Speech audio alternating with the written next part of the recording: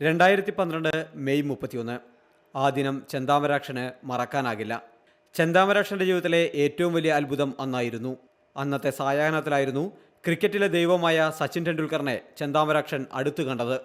തെക്കേ ഇന്ത്യയിൽ അഡിഡാസിൻ്റെ ഉൽപ്പന്നങ്ങൾ കൂടുതൽ വിറ്റഴിച്ചതിനെ തുടർന്നായിരുന്നു മുംബൈയിലെ മീറ്റിങ്ങിന് ചെന്താമരാക്ഷന് ക്ഷണം ലഭിച്ചത്.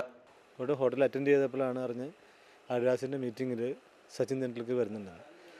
അത്രയും പോലും ഞാൻ ആ സമയത്താണ് ഈ സർപ്രൈസ് ആയത്. കാരണം ഇങ്ങനെ ഒരു മീറ്റിങ്ങിലാണെങ്കിൽ ഞാൻ വീട്ടിൽ നിന്ന് എൻ്റെ മകനെ കൂടി കൊണ്ടുവന്നേനെ. പക്ഷേ അന്ന് പോലും അറിയിക്കാതെ കമ്പനി വളരെ സീക്രട്ടാണ് നടത്തിയ മീറ്റിംഗാണ്. സച്ചിനുമായി ഇടപഴകിയപ്പോൾ ഏറെ അത്ഭുതം. തലക്കനം ഒട്ടുമില്ലാതെ വീട്ടുകാര്യങ്ങളും ബിസിനസ് കാര്യവുമെല്ലാം സച്ചിൻ പങ്കുവച്ചു.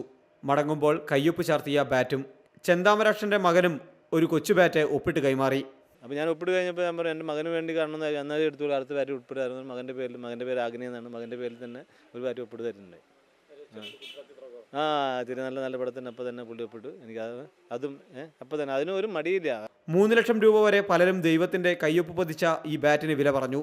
പക്ഷേ ജീവിതത്തിലെ ഏറ്റവും വിലമതിക്കാനാവാത്ത ഈ നിധി കൈവിടാൻ ചെന്താമരാക്ഷൻ ഒരുക്കമല്ല. ക്യാമറാമാൻ ബിനു തോമസിനൊപ്പം സനൂപ് ശശിധരൻ, മാതൃഭൂമി ന്യൂസ്, കൊച്ചി.